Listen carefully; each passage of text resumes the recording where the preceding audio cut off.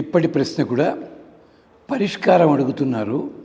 ఒకటి, అయ్యా మాది రియల్ ఎస్టేట్ బిజినెస్ అండి, కొంచెం ఒడిదుడుకుల్లో ఉంది, దాంట్లో ఎదగాలి అని ఒకళ్ళు అడిగారు.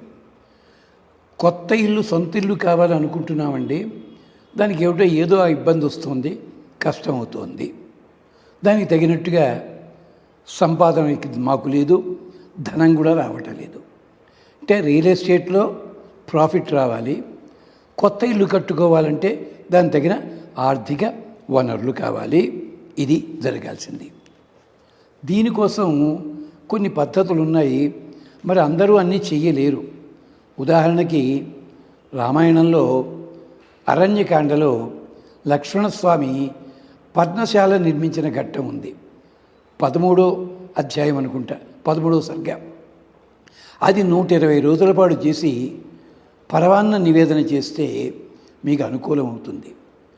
రెండోది ఏమిటంటే భాగవతంలో ఉంది ద్వారకానగర నిర్మాణము. దశమస్కందం చివరి భాగంలో ఉంటుంది, కొంచెం పెద్దది, దానికి టైం పడుతుంది.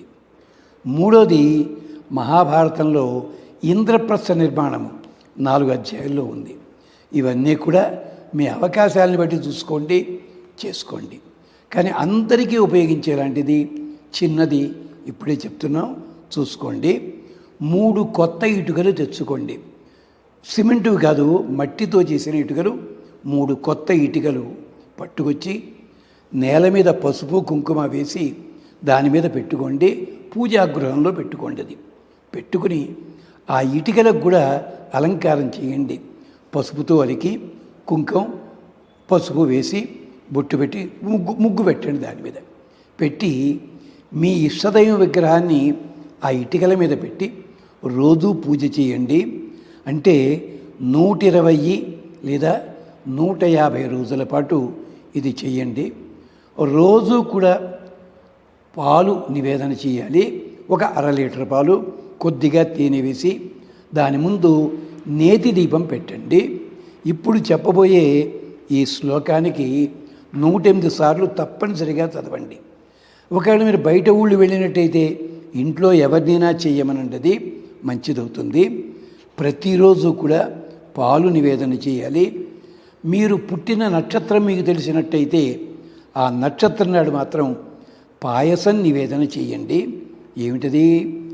ఏహిమే వసుదే దేవి వారాహేణ సముద్ధృతే సర్వబీజధరే దేవి సర్వభూతాపహారిణి. మళ్ళీ ఏహిమే వసుదే దేవి వారాహేణ సముద్ధృతే సర్వబీజధరే దేవి, లేదా సర్వబీజధరే భద్రే, మీ ఇష్టం. ఈ పదం కానీ ఆ పదం కానీ వాడచ్చు.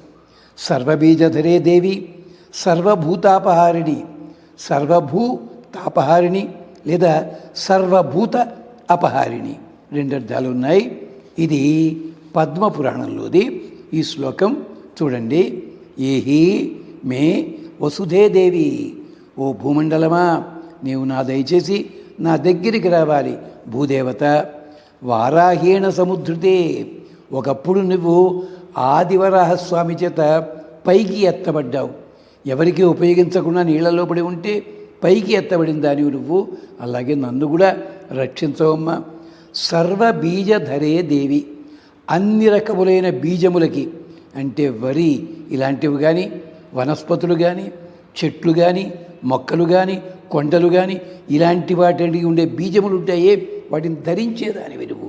భద్రే, క్షేమాన్ని కలిగిస్తావు కదమ్మా నువ్వు. సర్వబీజధరే దేవి లేదా సర్వబీజధరే భద్రే సర్వభూతాపహారిణి, అన్ని భూతములకి ఉండే కష్టాన్ని తొలగిస్తావు. సర్వభూతాపహారిణి, అందరికీ ఉండేటువంటి కష్టాలు ఏమైనా ఉంటే తొలగిస్తావు. లేదు, సర్వభూత అపహారిణి, వ్యతిరేకత కలిగి ఉన్నటువంటి లక్షణాలు కలిగి ఉన్న ఏవైనా దుర్మార్గం లక్షణం అంటే వాటిని తొలగిస్తావు. ఇది శ్రద్ధగా 108 సార్లు చేయండి. చేసి పాలు నివేదన, మీ పుట్టినరోజు నక్షత్రం గుర్తున్నట్టయితే నెలకి ఒకసారి చక్కగా పరవాన్నం నివేదన చేయండి. ఎప్పుడైతే మీరు ఇల్లు కట్టుకోవడం కానీ రియల్ ఎస్టేట్ బిజినెస్ ప్రారంభమైనప్పుడు ఈ 3 ఇటికలు పునాదిలో వాడుకోండి, క్షేమం కలుగుతుంది. ఇది చేయాల్సిన పని. ఇది మగవాళ్ళు చేయడం. వీలైతే అన్ని రోజులు కాస్త మాంసాహారాన్ని వదిలిపెట్టండి, మద్యం లాంటి ఉంటే అది కూడా వదిలిపెట్టండి, క్షేమం కలుగుతుంది. స్వస్తి. అంతేకాదు స్వాతి నక్షత్రము ముందు రోజుని దగ్గరలో ఉన్న నరసింహ క్షేత్రానికి వెళ్ళి ఆ రోజు రాత్రి అక్కడ నిద్ర చేసి స్వాతి రోజుని స్వామివారిని దర్శనం చేసుకుని ఇంటికి రండి, క్షేమం కలుగుతుంది. ఇలా 3 స్వాతి నక్షత్రములు నెలకు ఒకసారే వస్తుంది, అంటే 3 నెలలు అనమాట. 3 సార్లు వెళ్ళండి, క్షేమం కలుగుతుంది. స్వస్తి.